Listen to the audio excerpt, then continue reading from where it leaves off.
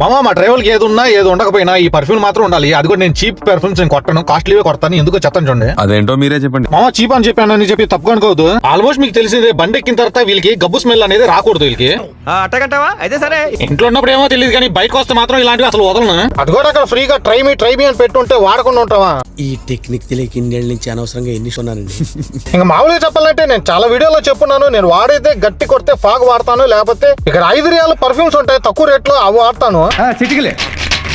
ఇలా ఏదైనా షాపింగ్ వాళ్ళకి వెళ్ళినప్పుడే మా ఇవన్నీ కనిపిస్తుంటాయి. కొనాలనుకుంటాను కానీ కొన్నా. ఒకవేళ కొన్నా ఇలాంటివన్నీ ఇంటికి వచ్చే నేను కొట్టుకునేది. ఇక్కడ మాత్రం కొట్టను, ఎందుకు వేస్ట్, ఎవరు చూడరు కదా.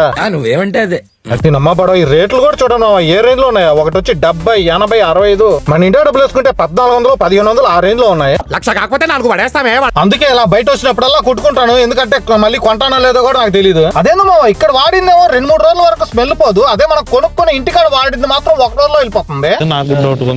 ఇప్పటికే ఫ్రీగా వచ్చిందని చెప్పి చాలా కొట్టేశాను. వాసన చూస్తుంటే వాంతులు వచ్చేస్తుంది.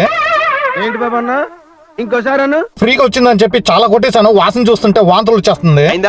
బాగైందా? ప్రతిదానికి ఓవర్ ఎక్స్ప్రెషన్. అది మామా నేను కాస్ట్లీ పర్ఫ్యూమ్ వాడతానన్నా కదా. ఈ రకంగా మీరేం పర్ఫ్యూమ్ వాడతారో కామెంట్ చేసి అలాగే వీడియో ఒక లైక్ అండ్ సబ్స్క్రైబ్ కొట్టండి మామా. ఉన్న పొదలో అడుకోవడం తప్ప వేరే లేదు.